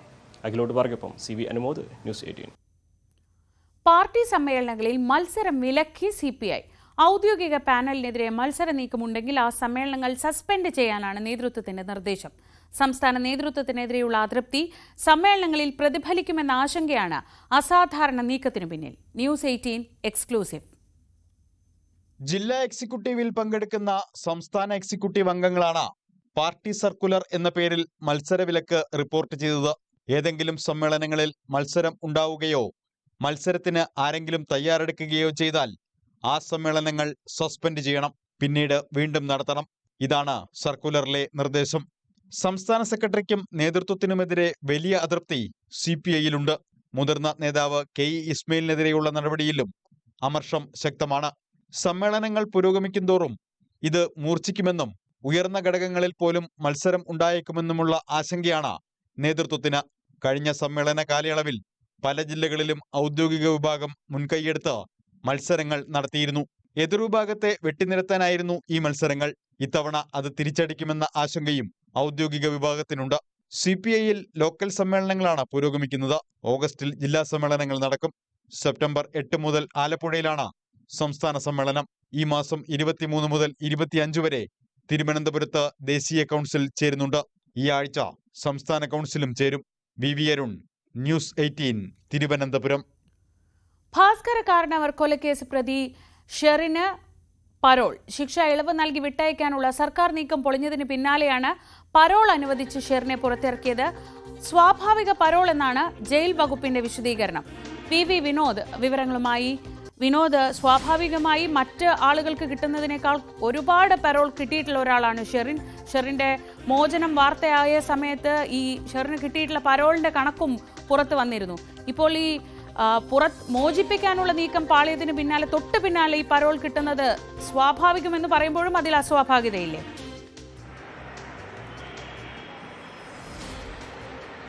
ശ്രീജ, ഷെറിന് ഇതുവരെ 500 ദിവസത്തെ പരോളാണ് ആകെ ലഭിച്ചിട്ടുള്ളത്. നേരത്തെ മന്ത്രിസഭാ യോഗം തീരുമാനമെടുത്തിരുന്നു 14 വർഷം ശിക്ഷാ കാലാവധി പൂർത്തിയാക്കിയ സാഹചര്യത്തിൽ ജയിൽ മോചിപ്പിക്കാനാണ് തീരുമാനമുണ്ടായത്. മന്ത്രിസഭാ യോഗം തീരുമാനമെടുത്തത് ജയിൽ ഉപദേശക സമിതിയുടെ നിർദ്ദേശപ്രകാരമാണ്. ആ ശുപാർശയുടെ അടിസ്ഥാനത്തിലാണ് ജയിൽ സൂപ്രണ്ടും അതിന് അനുകൂലമായ ഒരു നിർദ്ദേശമാണ് അല്ലെങ്കിൽ റിപ്പോർട്ടാണ് നൽകിയത്. പിന്നീട് പോലീസിന്റെ പ്രൊബേഷൻ റിപ്പോർട്ട് ഉൾപ്പെടെയുള്ള കാര്യങ്ങൾ ഇതെല്ലാം തന്നെ അനുകൂലമായി വരുന്ന ഒരു നിലയുണ്ടായിരുന്നു. എന്നാൽ ഗവർണർക്ക് പരാതി പോവുകയും പരോൾ നൽകിയാൽ അത് വലിയ വിവാദത്തിലേക്ക് പോവുകയും ചെയ്യുമെന്ന ഒരു തിരിച്ചറിവിലൂടെയാണ് പിന്നീട് സർക്കാർ ആ തീരുമാനം മാറ്റുന്നത്. എന്നാൽ ഇപ്പോൾ പരോൾ നൽകിക്കൊണ്ടുള്ള തീരുമാനമുണ്ടാകുന്നു. 15 ദിവസത്തേക്ക് ഏപ്രിൽ 5 മുതൽ 15 ദിവസത്തേക്കാണ് പരോൾ നൽകുന്നത്. തിടുക്കപ്പെട്ട് പരോൾ നൽകിയത് ഈ മോചിപ്പിക്കാനുള്ള തീരുമാനം പിൻവലിക്കേണ്ടി വന്ന സാഹചര്യത്തിൽ പരോൾ നൽകി എന്ന ഒരു ആരോപണമാണ് ഇപ്പോൾ ഉയരുന്നത്. കാരണം ഇതിനേക്കാൾ കൂടുതൽ ശിക്ഷാ കാലാവധി കഴിഞ്ഞ ആളുകളുണ്ട്. ഷെറിന്റെ കാര്യത്തിലാകട്ടെ സഹതടവുകളുമായി പലപ്പോഴും പ്രശ്നമുണ്ടാക്കിയിട്ടുണ്ട്. പലപ്പോഴും ജയിലുകൾ മാറ്റേണ്ടി വന്നിട്ടുണ്ട്. ഈ ജയിൽ മാറ്റത്തിനെല്ലാം തന്നെ കാരണമായത് മോശം പെരുമാറ്റമാണ്. ജയിലിലെ മോശം പെരുമാറ്റം കാരണമാണ് അത്തരത്തിൽ പലപ്പോഴായി ജയിലുകൾ മാറി മാറി പാർപ്പിക്കേണ്ടി വന്നത്. അങ്ങനെയുള്ള ഒരു പ്രതിയെ അല്ലെങ്കിൽ ശിക്ഷിക്കപ്പെട്ട ആളെ എന്തിന് ഇങ്ങനെ സഹായിക്കണമെന്ന ചോദ്യമാണ്. നേരത്തെ തന്നെ ഒരു വിവാദം വന്നത്. ഒരു മന്ത്രിക്ക് ഇക്കാര്യത്തിൽ പ്രത്യേക താല്പര്യമുണ്ട്. ഈ ഒരു മന്ത്രിസഭാംഗമാണ് ഇത്തരത്തിൽ പല സംവിധാനങ്ങളെ സ്വാധീനിച്ച് ഷെറിന് പരോൾ നൽകാൻ അല്ലെങ്കിൽ നേരത്തെ ജയിൽ മോചിപ്പിക്കാനുള്ള തീരുമാനത്തിലേക്ക് എത്തിച്ചത് ഈ മന്ത്രിയുടെ ഇടപെടലാണെന്ന ആരോപണവും ഒരു വശത്തുണ്ട്. ശ്രീജ. വി വിനോദാണ് വിവരങ്ങൾ നൽകിയത് തിരുവനന്തപുരത്ത് നിന്ന്. തിരുവനന്തപുരത്ത് യുവ IB ഉദ്യോഗസ്ഥയുടെ ആത്മഹത്യയിൽ ആരോപണ വിധേയനായ സുഗാന്ത് സുരേഷിനെതിരെ വകുപ്പ് തല അച്ചടക്ക നടപടി ഉടൻ ഉണ്ടാകുമെന്ന് സൂചന. സർവീസിൽ നിന്ന് സസ്പെൻഡ് ചെയ്ത ശേഷം വിശദമായ അന്വേഷണത്തിന്റെ അടിസ്ഥാനത്തിലാകും തുടർ നടപടികൾ. സുഗാന്തിന്റെ മുൻകൂർ ജാമ്യാപേക്ഷയിൽ ഹൈക്കോടതി വരുന്ന 15-ന് വിധി പറയും. യുവ IB ഉദ്യോഗസ്ഥയുടെ ആത്മഹത്യയുമായി ബന്ധപ്പെട്ട് തിരുവനന്തപുരത്തെ ഫോറിനേഴ്സ് റീജിയണൽ രജിസ്ട്രേഷൻ ഓഫീസ് മേധാവി അരവിന്ദ് മേനോൻ IPS നടത്തുന്ന ആഭ്യന്തര അന്വേഷണ റിപ്പോർട്ട് IB ജോയിന്റ് ഡയറക്ടർക്ക് കൈമാറുന്നതിന് പിന്നാലെ സുഗാന്ത് സുരേഷിനെതിരായ അച്ചടക്ക നടപടി ഉണ്ടായേക്കുമെന്ന വിവരങ്ങളാണ് പുറത്തുവരുന്നത്. പ്രാഥമിക അന്വേഷണത്തിലെ കണ്ടെത്തലുകളുടെ അടിസ്ഥാനത്തിൽ സർവീസിൽ നിന്ന് സസ്പെൻഡ് ചെയ്യാനാണ് സാധ്യത. സമഗ്ര അന്വേഷണത്തിന് ശേഷമാകും തുടർ നടപടികളെന്നാണ് സൂചന. സുഗാന്ത് ജോലി ചെയ്തിരുന്ന കൊച്ചി രാജ്യാന്തര വിമാനത്താവളത്തിന്റെ ചുമതലയുള്ള FRRO കൃഷ്ണരാജ് IPSഉം ആരോപണങ്ങൾ സംബന്ധിച്ച് അന്വേഷണം നടത്തുന്നുണ്ട്. ആഭ്യന്തര അന്വേഷണ റിപ്പോർട്ട് ഇന്റലിജൻസ് ബ്യൂറോയുടെ ഡൽഹി ആസ്ഥാനത്തേക്ക് കൈമാറിയതിനു ശേഷം സുഗാന്തിനെതിരായ നടപടി സംബന്ധിച്ച ഓർഡർ ജോയിന്റ് ഡയറക്ടർ പുറത്തിറക്കും. ഒളിവിൽ കഴിയുന്ന സുഗാന്തിന് വേണ്ടി IBയും അന്വേഷണം തുടരുകയാണെന്നാണ് വിവരം. 24-കാരിയുടെ ആത്മഹത്യയിൽ ആരോപണ വിധേയനായ സുഗാന്ത് സുരേഷ് IBയുടെ സൽപ്പേരിന് കളങ്കം ചാർത്തിയെന്ന അമർഷത്തിലാണ് ഉന്നത ഉദ്യോഗസ്ഥർ. തിരുവനന്തപുരത്ത് നിന്ന് ഡാൻ കുര്യൻ, ന്യൂസ് 18. കോഴിക്കോട് ഷഹബാസ് കൊലക്കേസിൽ റിമാൻഡിൽ കഴിയുന്ന 6 വിദ്യാർത്ഥികളുടെ ജാമ്യാപേക്ഷയിൽ കോടതി ഇന്ന് വിധി പറയും. കോഴിക്കോട് ജില്ലാ സെഷൻസ് കോടതിയാണ് വിധി പറയുക. അന്വേഷണം പ്രാഥമിക ഘട്ടത്തിലാണെന്നും ജാമ്യം നൽകരുത് എന്നുമാണ് പ്രോസിക്യൂഷൻ വാദം. കൊലപാതകത്തിൽ പിടിയിലായ വിദ്യാർത്ഥികളുടെ രക്ഷിതാക്കൾക്കും പങ്കുണ്ടെന്ന് കൊല്ലപ്പെട്ട ഷഹബാസിന്റെ കുടുംബത്തിന്റെ അഭിഭാഷകൻ വാദിച്ചു. ജാമ്യാപേക്ഷ ജുവനൈൽ ജസ്റ്റിസ് ബോർഡ് തള്ളിയതോടെയാണ് കുറ്റാരോപിതർ സെഷൻസ് കോടതിയെ സമീപിച്ചത്. സെക്രട്ടേറിയറ്റിന് മുന്നിലെ ആശമാരുടെ സമരം 58-ാം ദിവസത്തിലേക്ക്. ഇന്നലെ സമരസമിതി നേതാക്കൾ തൊഴിൽ മന്ത്രിയെ കണ്ട് നിവേദനം നൽകിയിരുന്നു. കമ്മിറ്റിയെ നിയോഗിക്കുമെന്ന നിർദ്ദേശം അംഗീകരിച്ച് സമരം നിർത്താൻ കഴിയില്ലെന്നും ഓണറേറിയ വർദ്ധിപ്പിക്കണമെന്നും നേതാക്കൾ മന്ത്രിയെ അറിയിച്ചു. 3000 രൂപയുടെ വേതന വർധന പ്രഖ്യാപിച്ച ശേഷം ബാക്കി കാര്യങ്ങൾ കമ്മിറ്റിക്ക് വിടുന്നതിൽ ചർച്ചകൾ പുരോഗമിക്കുകയാണ്. സംസ്ഥാനത്ത് ഇന്ന് ഒറ്റപ്പെട്ട ഇടങ്ങളിൽ ശക്തമായ മഴയ്ക്ക് സാധ്യത. 3 ജില്ലകളിൽ യെല്ലോ അലർട്ടുണ്ട്. തിരുവനന്തപുരം, കൊല്ലം, പത്തനംതിട്ട ജില്ലകളിലാണ് യെല്ലോ അലർട്ട്. തെക്കൻ ബംഗാൾ ഉൾക്കടലിൽ ന്യൂനമർദ്ദം രൂപപ്പെട്ടിട്ടുണ്ട്. ഇതിന്റെ സ്വാധീനത്താലാണ് മഴ ശക്തമാവുന്നത്. കോട്ടയം MC റോഡിൽ ജീപ്പും ലോറിയും കൂട്ടിയിടിച്ച് 2 മരണം. ജീപ്പ് യാത്രക്കാരായ 2 പേരാണ് മരിച്ചത്. ജീപ്പിന് പിന്നിലിരുന്ന 3 പേർക്ക് പരിക്കേറ്റു. വിവരങ്ങളുമായി ശ്രീജിത്ത്, എപ്പോഴായിരുന്നു അപകടം? ഈ പരിക്കേറ്റവരുടെ ആരോഗ്യനില എങ്ങനെയുണ്ട്? പുലർച്ചെ 3 മണിയോടുകൂടിയാണ് ഈ അപകടം ഉണ്ടാകുന്നത്. MC റോഡിൽ ഈ പോളിടെക്നിക്, നാട്ടകം പോളിടെക്നിക് തൊട്ട് മുന്നിൽ വെച്ചാണ് ഈ അപകടം ഉണ്ടാകുന്നത്. ബാംഗ്ലൂരിൽ നിന്നും പള്ളത്തേക്ക് പോവുകയായിരുന്നു. ഇത് കോട്ടയം പിന്നിട്ട് ഈ നാട്ടകത്ത് ഈ ലോറി എത്തിയപ്പോഴാണ്, പള്ളം ഭാഗത്തേക്ക് പോകുമ്പോഴാണ് അപകടം ഉണ്ടാകുന്നത്. ജീപ്പ് എതിർദിശയിൽ, അതായത് ചിങ്ങവനം ഭാഗത്ത് നിന്ന് കോട്ടയം ഭാഗത്തേക്ക് വരികയായിരുന്നു. ഈ ലോറി പോയ ദിശയിലേക്ക് കയറി ചെന്ന് ഈ ജീപ്പ് ഇടിക്കുകയായിരുന്നു എന്നാണ് വിവരം. ദൃക്സാക്ഷികൾ നൽകുന്ന മൊഴി അതാണ്. അപകടത്തിന്റെ ദൃശ്യങ്ങളും വ്യക്തമാക്കുന്ന അങ്ങനെ തന്നെയാണ്. തൊടുപുഴ സ്വദേശി സനോഷാണ് മരിച്ച ഒരാൾ. രണ്ടാമത്തെ ആൾ തമിഴ്നാട് സ്വദേശിയാണ്. കനയ്യ എന്നാണ് ഇദ്ദേഹത്തിന്റെ പേരെന്നാണ് ഇപ്പോൾ ലഭ്യമാകുന്ന വിവരം. 3 പേർ മറ്റിതര സംസ്ഥാന തൊഴിലാളികളാണ്. എല്ലാവരും ഈ സനോഷിന്റെ സ്ഥാപനത്തിൽ, അതായത് ഇന്റീരിയൽ ഡിസൈനിങ് സ്ഥാപനമാണ്, അതിൽ ജോലി ചെയ്യുന്നവരാണ്. ഇവർ ജോലി കഴിഞ്ഞ് പുലർച്ചെ പൂർത്തിയാക്കി മടങ്ങുകയായിരുന്നു എന്നാണ് വിവരം. എന്തായാലും 2 പേരുടെ ആരോഗ്യനില ഗുരുതരമാണ്. ഒരാളുടെ ആരോഗ്യനില തൃപ്തികരമാണ്. എന്തായാലും ചികിത്സ തുടരുകയാണ്. അപകടനില 2 പേരും തരണം ചെയ്തിട്ടില്ല എന്നാണ് നമുക്ക് ലഭ്യമാകുന്ന വിവരം. ശ്രീജിത്താണ് വിവരങ്ങൾ നൽകിയത് കോട്ടയത്ത്.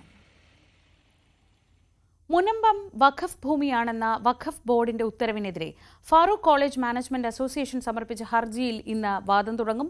വഖഫ് ബോർഡിന്റെ 2019 ഉത്തരവും വഖഫ് രജിസ്റ്ററിൽ സ്ഥലം ഉൾപ്പെടുത്തിയിട്ടുള്ള ഉത്തരവും റദ്ദാക്കണമെന്നാണ് ഹർജിയിലെ ആവശ്യം.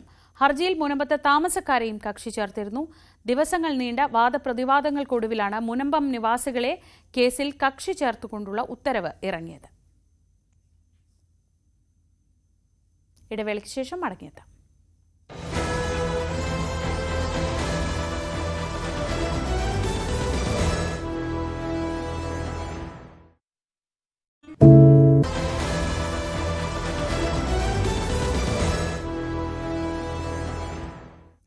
കോഴിക്കോട് വയനാട് ജില്ലകളെ ബന്ധിപ്പിച്ചുകൊണ്ട് താമരശ്ശേരി ചുരത്തിൽ റോപ്പ് വേ വരുന്നു.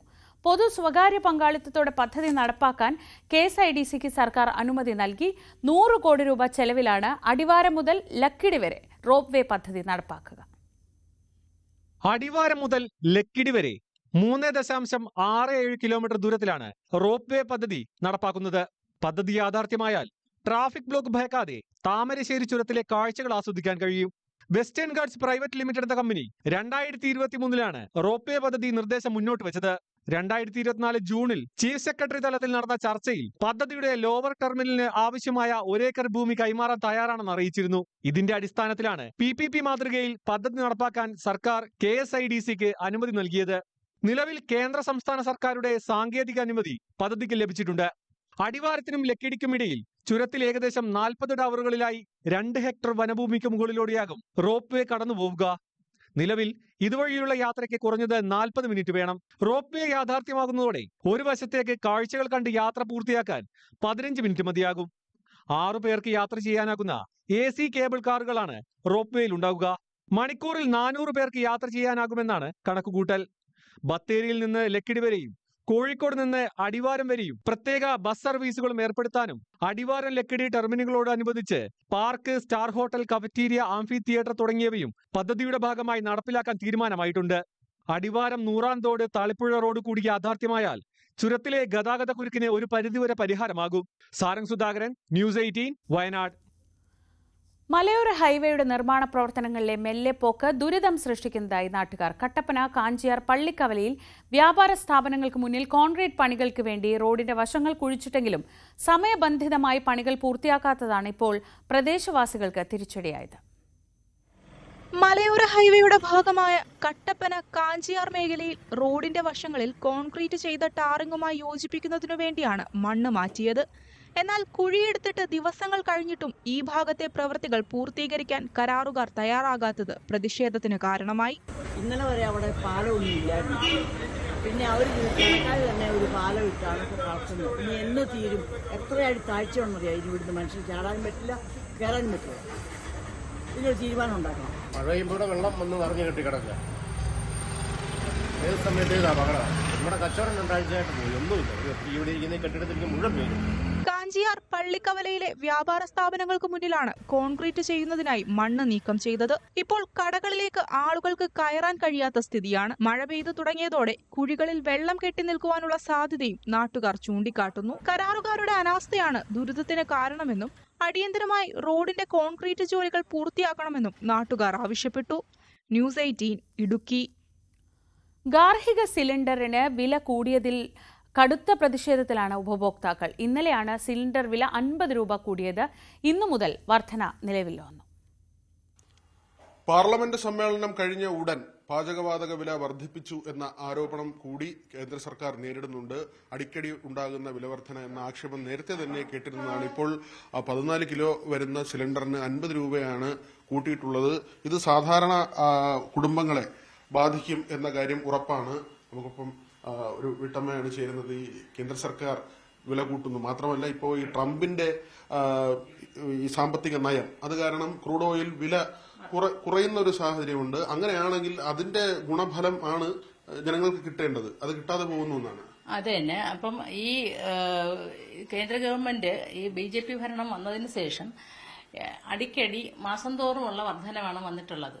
ക്രൂഡ് ഓയിലിന്റെ വില അന്താരാഷ്ട്ര വിപണിയിൽ ഏറ്റവും കുറഞ്ഞു നിൽക്കുന്ന സമയമാണ്. അപ്പോൾ വീട്ടമ്മമാരെന്ന നിലയിൽ ഞങ്ങളെപ്പോലെയുള്ളവർ ഏറെ പ്രതീക്ഷയോടെയാണ് അത് കണ്ടത്. അപ്പം വാതക വില കുറയുമെന്നുള്ള ഒരു പ്രതീക്ഷയിലാണ് ഞങ്ങൾ നിന്നത്. പക്ഷേ അതിന് തകിടം മറിച്ചുകൊണ്ട് ഈ പാർലമെന്റ് സമ്മേളനം കഴിഞ്ഞ ഉടനെ തന്നെ ആ വില വർധന 50 രൂപയാണ് വർദ്ധിച്ചത്. അപ്പൊ ക്രൂഡ് ഓയിലിന്റെ വില ഇപ്പൊ തീരുവയും കൂടി 2 രൂപ വെച്ച് വർദ്ധിച്ചിരിക്കുകയാണ്, കൂട്ടുന്നുണ്ട്. അപ്പൊ ഈ നിലയിൽ സ്ത്രീകൾക്ക് നേരെയുള്ള ഒരു കടന്നാക്രമണം എന്ന രീതിയിൽ തന്നെയാണ് ഇത് കാണാൻ കഴിയുകയുള്ളൂ. എന്ന് വെച്ചാൽ നമ്മുടെ ഈ ബഡ്ജറ്റിൽ സ്ത്രീകൾക്കും കുട്ടികൾക്കും വേണ്ടിയുള്ള ഒരു പ്രഖ്യാപനവും വന്നില്ല. ഏറ്റവും കൂടുതൽ വന്നിട്ടുള്ളത് കോർപ്പറേറ്റുകളുടെ നികുതി ഭാരം നികുതി കുറയ്ക്കുകയും അവരുടെ നികുതി കുറച്ചുകൊണ്ട് അതെല്ലാം സാധാരണ ജനങ്ങളുടെ ചുമലിലേക്ക് അത് അടിച്ചേൽപ്പിക്കുന്ന ഒരു നയമാണ് സ്വീകരിച്ചിട്ടുള്ളത്. അപ്പം സ്ത്രീകൾക്കെതിരെയുള്ള ഏറ്റവും കൂടുതൽ ഒരു കടന്നാക്രമണം എന്ന നിലയിൽ തന്നെ ഇത് കാണാൻ കഴിയുകയുള്ളൂ. അതുപോലെ തന്നെ ഇപ്പൊ നമുക്കറിയാം, നമുക്കതിനെതിരെ പ്രതിഷേധിക്കാൻ പോലും കഴിയാത്ത ഒരു അവസ്ഥയിലാണ് വന്നിരിക്കുന്നത്. അതിൽ ഇപ്പൊ നമുക്ക് ആവിഷ്കാര സ്വാതന്ത്ര്യത്തിനെ പോലും കടന്നാക്രമിക്കുന്ന ഒരു നിലയിലേക്കാണ് ഈ കേന്ദ്ര ഗവൺമെന്റ് പേടിപ്പിച്ച് ഭരിക്കുന്ന ഒരു നയമാണ് ഈ ഗവൺമെന്റ് നിരന്തരം കൊണ്ടുവന്നിരിക്കുന്നത്. അപ്പൊ അതിനെതിരെ ശക്തമായ ഒരു പ്രതിഷേധം രാജ്യത്താകമാനം ഉയർന്നു വരണമെന്നാണ് എന്നെ പോലൊരു വീട്ടമ്മയ്ക്ക് പറയാനുള്ളത്.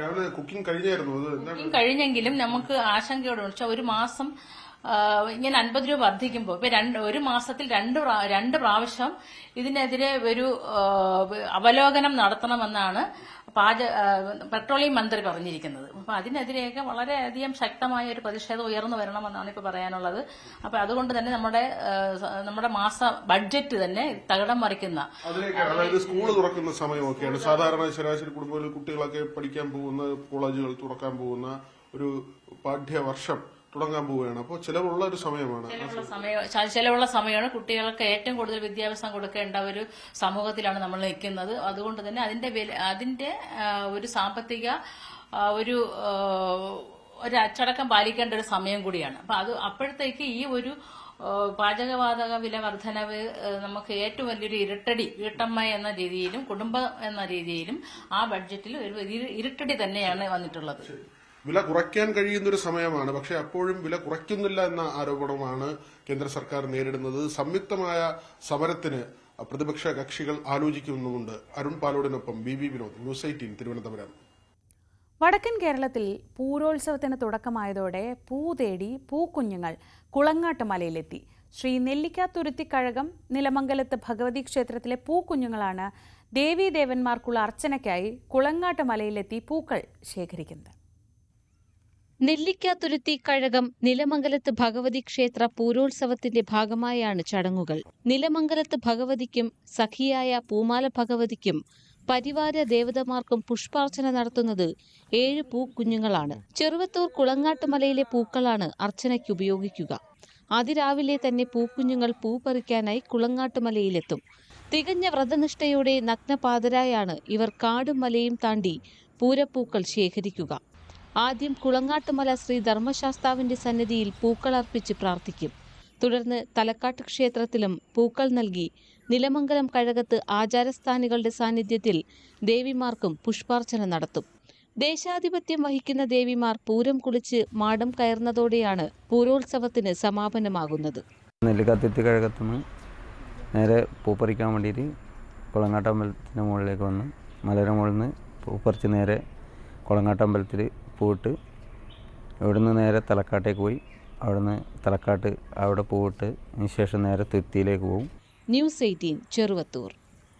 സമൂഹ മാധ്യമങ്ങളിലൊക്കെ വൈറലാണ് നടി അനുശ്രീയുടെ ഒരു കൈകൊട്ടിക്കളി. കൊല്ലം പത്തനാപുരം കമുകുഞ്ചേരി സ്വദേശിയാണ് അനുശ്രീ. അവിടുത്തെ നാട്ടിലെ ഉത്സവങ്ങളിലൊക്കെ എപ്പോഴും വളരെ സജീവമായി അനുശ്രീയെ കാണാം. അവിടുത്തെ തിരുവിളങ്ങോനപ്പൻ ക്ഷേത്രത്തിലെ ആയില്യം തിരുനാൾ മഹോത്സവത്തിന്റെ ഭാഗമായാണ് അനുശ്രീയും കൂട്ടുകാരും കൈകൊട്ടിക്കളി അവതരിപ്പിച്ചത്.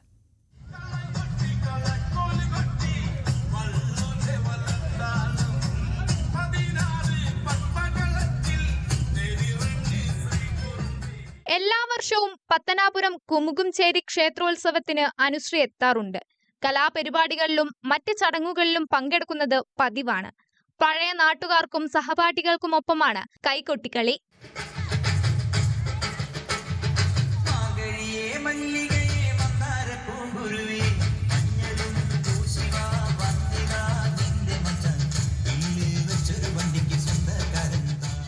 അനുശ്രീയുടെ കൈക്കുട്ടിക്കളി സോഷ്യൽ മീഡിയയിൽ വൈറലാണ്. ഒത്തിരി സന്തോഷം.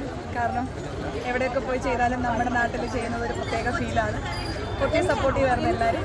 പക്ഷെ അന്നത് ആരും ശ്രദ്ധിക്കാണ്ടിരുന്ന അന്ന് സോഷ്യൽ മീഡിയയോ ഇൻസ്റ്റാഗ്രാമോ ഫേസ്ബുക്കോ ഒന്നും ഉണ്ടായിരുന്നില്ല.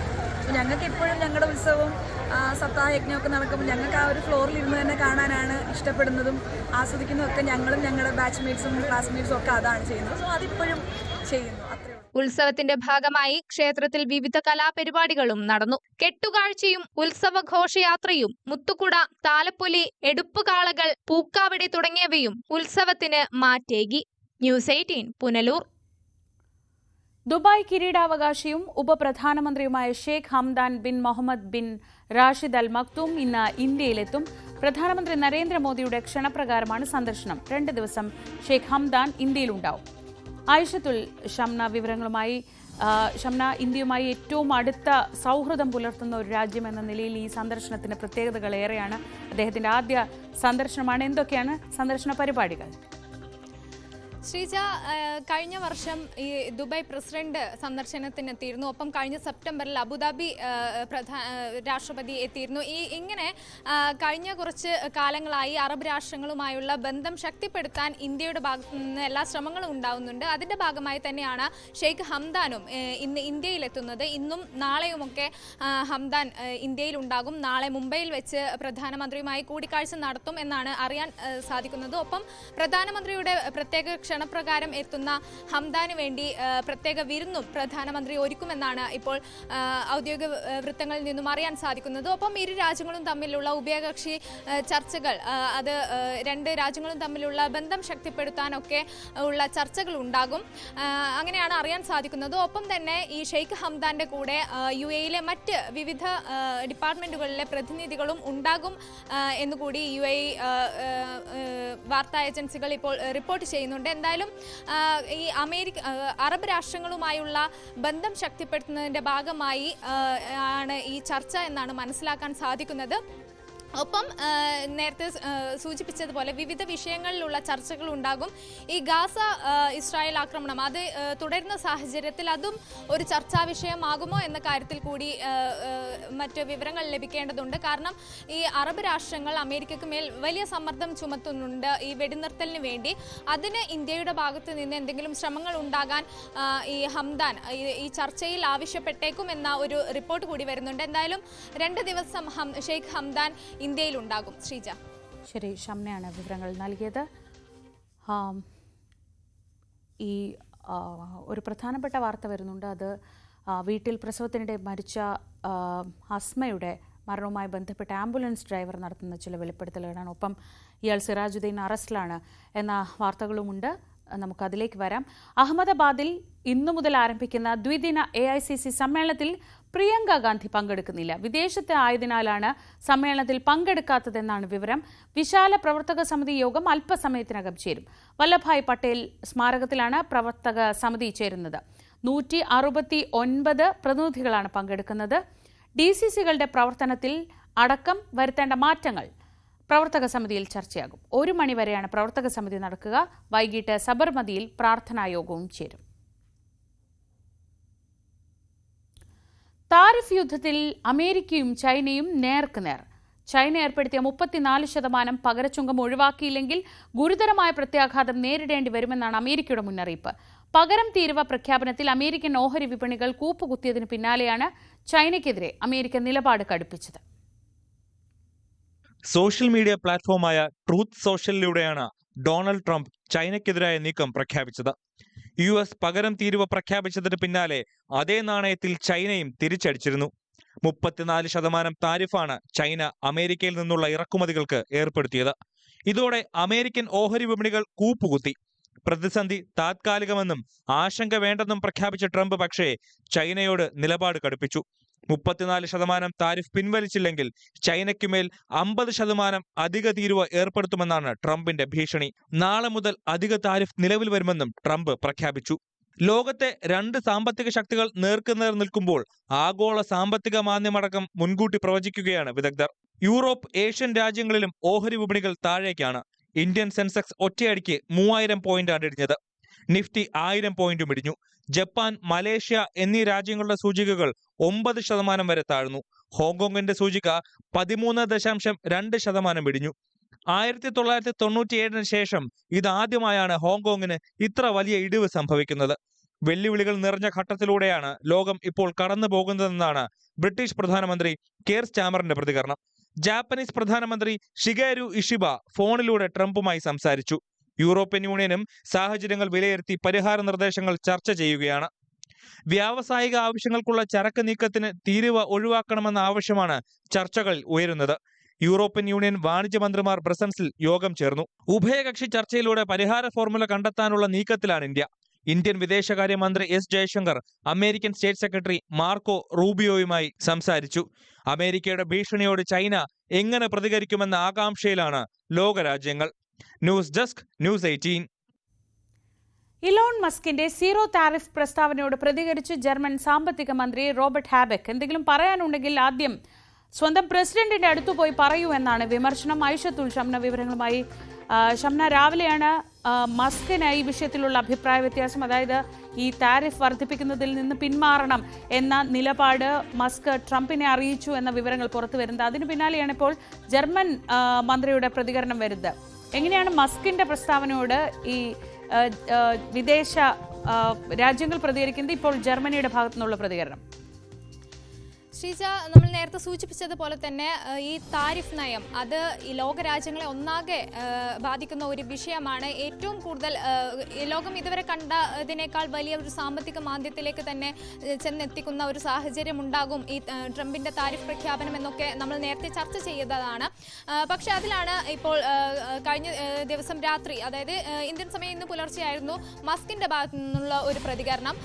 പക്ഷെ അത് മസ്ക് നേരിട്ട് ട്രംപിനോട് പറഞ്ഞതല്ല, മറിച്ച് സോഷ്യൽ മീഡിയ പ്ലാറ്റ്ഫോമുകളിലൂടെയും മറ്റും ആയിരുന്നു മസ്കിന്റെ പ്രതികരണം. അതായത് അമേരിക്കയും യൂറോപ്പും തമ്മിലുള്ള താരിഫ് നയം അത് 0% ആക്കും.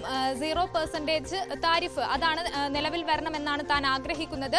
അത് അമേരിക്കയും യൂറോപ്യൻ രാജ്യങ്ങളുമായുള്ള ഒരു വ്യാപാര ബന്ധത്തെ ശക്തിപ്പെടുത്താൻ അത് ഗുണം ചെയ്യുമെന്ന് കരുതുന്നു എന്നായിരുന്നു മസ്കിന്റെ പ്രതികരണം ഉണ്ടായത്. ഇതിലാണ് ഇപ്പോൾ ജർമ്മനിയുടെ ഭാഗത്ത് നിന്നും ഒരു പ്രതികരണം വരുന്നത്. അതായത് എന്തെങ്കിലും പറയാനുണ്ടെങ്കിൽ, ഈ താരിഫ് നയവുമായി എന്തെങ്കിലും വ്യക്തമാക്കാനുണ്ടെങ്കിൽ, അല്ലെങ്കിൽ 0 താരിഫ് നയം അത് വേണമെന്നുണ്ടെങ്കിൽ സ്വന്തം പ്രസിഡന്റിനോട് പോയി പറയൂ എന്നാണ് ജർമ്മനിയുടെ ഭാഗത്തു നിന്നുള്ള ഒരു വിമർശനം. അത് ട്രംപിന്റെ പേരെടുത്തു പറഞ്ഞിട്ടില്ല, മറിച്ച് തന്റെ പ്രസിഡന്റിനോട് നേരിട്ട് പോയി പറയൂ എന്ന ഒരു വിമർശനമാണ് മസ്കിന് നേരെ ഉള്ളത്. ഒപ്പം തന്നെ നേരത്തെ സൂചിപ്പിച്ചതുപോലെ നമുക്ക് കഴിഞ്ഞ ദിവസങ്ങളിലൊക്കെ ട്രംപിനും മസ്കിനും എതിരെയായിരുന്നു അമേരിക്കയിലടക്കം വലിയ രീതിയിലുള്ള പ്രതിഷേധങ്ങൾ ഉണ്ടായിരുന്നത്. ട്രംപിൻ അധികാരമേറ്റതിന് ശേഷമുള്ള നടപ്പാക്കിയ ഓരോ നയങ്ങൾ, ഒപ്പം തന്നെ മസ്കിന്റെ കമ്പനിക്ക് നേരെയുമൊക്കെ ആയിരുന്നു വലിയ രീതിയിലുള്ള പ്രതിഷേധങ്ങൾ ഉണ്ടായിരുന്നത്. ഇതുകൊണ്ട് തന്നെ സ്വന്തം കമ്പനി അടക്കം ചെയ്തു കൂട്ടിയ കാര്യത്തിനുമേൽ ആ ചെയ്തു കൂട്ടിയ കാര്യങ്ങൾ കൊണ്ട് ഇപ്പോൾ ലോക സാമ്പത്തിക വ്യവസ്ഥ തന്നെ തകർന്നു പോകുന്നു. ഓഹരി വിപണി ഇടിയുന്നു. ഇതൊക്കെയുള്ള ഈ സ്വന്തം കമ്പനി ചെയ്തു കൂട്ടിയതിന്റെ അനന്തരഫലമാണ് ഇനി അനുഭവിക്കാൻ പോകുന്നത് എന്നുള്ള ഒരു ഭയമാണ് മസ്കിനെ ഇത്തരത്തിലുള്ള ഒരു പ്രതികരണത്തിലേക്ക് എത്തിച്ചത് എന്നുകൂടി ജർമ്മനി വിമർശിക്കുന്നുണ്ട്. അതുകൊണ്ട് തന്നെ ഈ നേരിട്ട് ട്രംപിന്റെ പേര് പറയാതെയാണ് വിമർശനമെങ്കിലും അത് വ്യക്തമാക്കുന്ന തരത്തിൽ, അതായത് മസ്കിന് എന്തെങ്കിലും പറയാനുണ്ടെങ്കിൽ സ്വന്തം പ്രസിഡന്റിനോടാണ് പറയേണ്ടത്. സ്വന്തം കമ്പനികൾ ചെയ്തു പോയതിന്റെ അനന്തരഫലമാണ് ഇപ്പോൾ അനുഭവിക്കുന്നത് എന്ന തരത്തിലുള്ള ഭയം, അത് മാത്രമാണ് ഇത്തരത്തിലുള്ള ഒരു പ്രതികരണത്തിലേക്ക് മസ്കിനെ എത്തിച്ചത്. അല്ലാതെ ഈ നേരത്തെ സൂചിപ്പിച്ചതുപോലെ ഇതിന്റെ യഥാർത്ഥ വ്യവസ്ഥകൾ മറ്റോ കാര്യങ്ങളോ മസ്ക് സ്വയം തിരിച്ചറിഞ്ഞ് ഇത്തരത്തിലുള്ള ഒരു പ്രതികരണം നടത്തിയതല്ല, അല്ലെങ്കിൽ ട്രംപിനോട് നേരിട്ട് പോയി ഈ കാര്യങ്ങളെക്കുറിച്ച് വിശദീകരിച്ചിട്ടില്ല എന്നൊരു വിമർശനം കൂടി ഇപ്പോൾ ജർമ്മനിയുടെ ഭാഗത്തു നിന്ന് ഉണ്ടാവുകയാണ്. ശ്രീജ, ശരി, ഷംനയാണ് വിവരങ്ങൾ നൽകിയത്. ട്രംപിനോട് മസ്കിന് പറയാനുള്ളത് മസ്ക് തൻ്റെ സമൂഹ മാധ്യമത്തിലൂടെ പങ്കുവച്ചതിൽ നമുക്ക് ഒരു അത്ഭുതം തോന്നില്ല. കാരണം ട്രംപും മസ്കും ഒക്കെ സ്ഥിരം ഇപ്പോൾ എക്സിലൂടെയും അല്ലെങ്കിൽ ട്രൂത്ത് സോഷ്യലിലൂടെയും ഒക്കെയാണ് കാര്യങ്ങൾ പറയുന്നത്. അപ്പോൾ ആണ് ജർമ്മൻ വിദേശകാര്യമന്ത്രിയുടെ ഭാഗത്തുനിന്ന് ഇത്തരത്തിലുള്ള ഒരു പ്രതികരണം വരുന്നത്. മറ്റു വാർത്തകളിലേക്ക് പോകാം. മലപ്പുറം ചട്ടിപ്പറമ്പിൽ വീട്ടിലെ പ്രസവത്തിനിടെ സ്ത്രീ മരിച്ച സംഭവത്തിൽ ഭർത്താവിനെതിരെ കൂടുതൽ വെളിപ്പെടുത്തലുകൾ വരികയാണ്. യുവതിയുടെ ഭർത്താവ് ആംബുലൻസ് വിളിച്ചത് തെറ്റിദ്ധരിപ്പിച്ചാണെന്ന് ആംബുലൻസ് ഡ്രൈവർ അനിൽ പറഞ്ഞു. ശ്വാസം മുട്ട് മൂലം മരിച്ച വയോധികയുടെ മൃതദേഹം കൊണ്ടുപോകാനുണ്ടെന്ന് പറഞ്ഞാണ് വിളിച്ചത്. മൃതദേഹം തുണിയിലും പായിലും പൊതിഞ്ഞ നിലയിലായിരുന്നുവെന്നും അനിൽ പറഞ്ഞു. നമുക്ക് കോൾ വന്നപ്പോൾ ഇങ്ങനെ ബോഡി എറണാകുളത്തേക്ക് കൊണ്ടുപോകാണ്ടെന്ന് പറഞ്ഞത്. പ്രായമായ സ്ത്രീയാണ്, ശ്വാസം മുട്ടി മരിച്ചതാണെന്ന് പറഞ്ഞു. നമ്മൾ ഏകദേശം ഒരു 3 മണി 3:15 തന്നെ അവരുടെ നാട്ടിലെത്തി. നമ്മൾ കാണുന്നത് ഈ ബോഡി കട്ടിലേ കിടക്കുന്നു, തുണിയിൽ പൊതിഞ്ഞു പായലും പൊതിഞ്ഞിട്ട് ബോഡി കിടക്കുന്നതാണ് കണ്ടത്. വണ്ടി കയറ്റിയിട്ട് ഏകദേശം 5-10 മിനിറ്റും കൊണ്ട് തന്നെ അവർ നമ്മൾ നേരെ എറണാകുളത്തേക്ക് പോവുക ചെയ്തത്. നമ്മളറിയുന്നൊരു ഏലംകുളം ഭാഗത്തുള്ള ഒരു ടാക്സി ഡ്രൈവറാണ് വിളിച്ചത്. അവിടെ ഏകദേശം ഒരു 3-4 സ്ത്രീകളും 3-4 പുരുഷന്മാരും 2-3 പിള്ളേരും ഒക്കെയായിരുന്നു ഉണ്ടായിരുന്നത്. ബോഡി ഇതേ രീതിയിൽ കട്ടിലെ കിടക്കുന്നതായിരുന്നു കണ്ടത്. നമ്മളോട് പറഞ്ഞത് പ്രായം ചെന്ന സ്ത്രീയാണ് ശ്വാസം മുട്ടി മരിച്ചത്. നമുക്ക് മുഖം കാണാൻ പറ്റുന്നില്ലല്ലോ, പാക്ക് ചെയ്ത് ഇതായിരുന്നു. അപ്പം പിന്നെ നമുക്ക് മുഖം തുറന്ന് നോക്കാൻ എന്തായാലും പറ്റത്തില്ല. നമ്മൾ ലാസ്റ്റ് എറണാകുളത്ത് ചെന്ന് കഴിയുമ്പോഴാണ് ഈ കാര്യങ്ങളൊക്കെ അറിയുന്നത്. പെരുമ്പാവൂര് അവരുടെ വീട്ടിലാണ് ചെന്നത്. അവരുടെ വീട്ടിൽ ചെന്ന് കഴിയുമ്പോൾ ഏകദേശം ഒരു 5 മിനിറ്റ് നമ്മൾ കാത്തു നിന്നു ബോഡി ഇറക്കാതെ കണ്ടപ്പോൾ നമ്മൾ അവരോട് ചോദിച്ചു, ബോഡി ഇറക്കുകയല്ലേ, കുറച്ച് ഉള്ളിലേക്ക് പോകണം, ഒരു 4-5 പേര് വേണം പിടിക്കാൻ എന്നൊക്കെ പറഞ്ഞു. അതിലാണ് പെട്ടെന്ന് അവർ സൗണ്ടും കാര്യങ്ങളൊക്കെ കൂടി ബോഡി ഇറക്കാൻ പറ്റത്തില്ല, ഞങ്ങൾക്ക് സംശയമുണ്ട്, പോസ്റ്റ്മോർട്ടം ചെയ്യണം, പോലീസിനെ വിളിച്ചിട്ടുണ്ട് എന്നൊക്കെ പറഞ്ഞു. ഞങ്ങളെ കൂടെ വന്ന ആൾക്കാരൊക്കെ അവിടുത്തെ ആൾക്കാർ വർത്താനവും സംഘർഷവും തല്ലും കാര്യങ്ങളൊക്കെ ഉണ്ടായി. ഈ ഭർത്താവിനെ അവർ തല്ലും കാര്യങ്ങളൊക്കെ ഉണ്ടായി. അത് കഴിഞ്ഞിട്ടാണ് നമ്മൾ ഇവരോട് ചോദിക്കുന്നത് എന്താ പറ്റിയെന്ന്. അതിലാണ് ഇവർ കാര്യങ്ങളൊക്കെ പറയുന്നത്. അത് കഴിഞ്ഞ് ഏകദേശം ഒരു 5-10 മിനിറ്റ് ആയപ്പോൾ തന്നെ പോലീസുകാർ വന്നു. CV അനുമോദ് വിവരങ്ങളുമായി. അനുമോദ്, ഒരുപക്ഷെ അന്ന് എന്താണ് നടന്നത് എന്ന് കൃത്യമായി പറയാൻ കഴിയുന്ന ഒരാൾ ഈ ആംബുലൻസ് ഡ്രൈവറായ അനിലാണ്. അപ്പോൾ ഒരു മരണം അങ്ങനെ നടന്നു കഴിഞ്ഞാൽ ആദ്യം ആരായാലും ചെയ്യുക അടുത്തുള്ള ആശുപത്രിയിൽ കൊണ്ടുപോവുക എന്നതാണ്. പക്ഷേ അനിൽ എത്തുമ്പോഴേക്കും മൃതദേഹം അങ്ങനെ പൊതിഞ്ഞു വെച്ചു എന്നൊക്കെ പറയുന്നതിലുമുണ്ട് വലിയ ദുരൂഹത.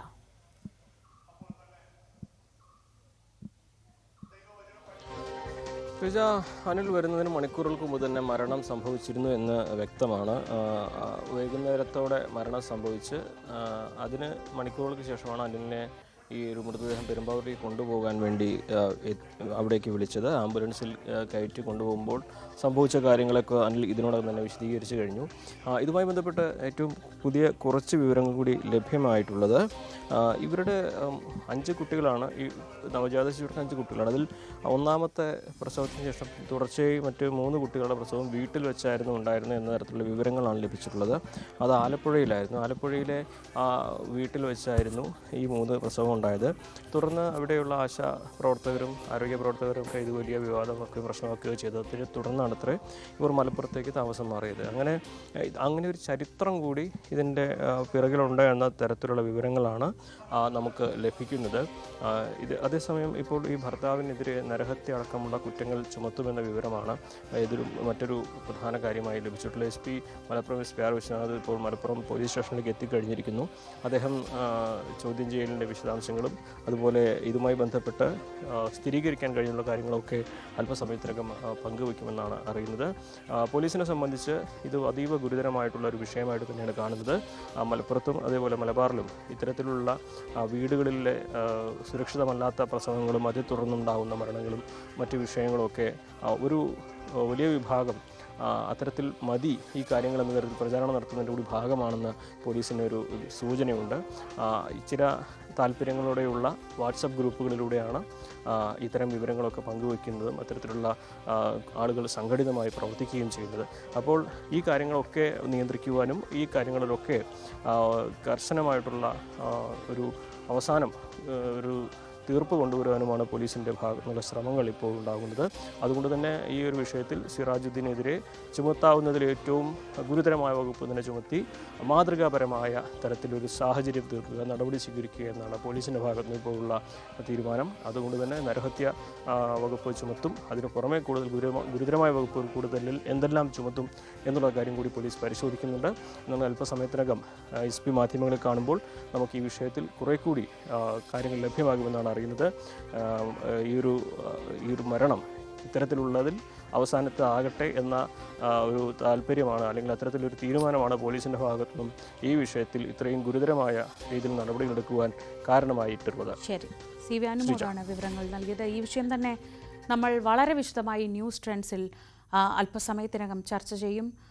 TG സജിത്ത് ന്യൂസ് ട്രെൻഡ്സിൽ ഈ മണിക്കൂറിലെ ഏറ്റവും പുതിയ വാർത്തകളും വിശേഷങ്ങളുമായി ചേരും. രാവിലെയിൽ വീണ്ടും നാളെ കാണാം.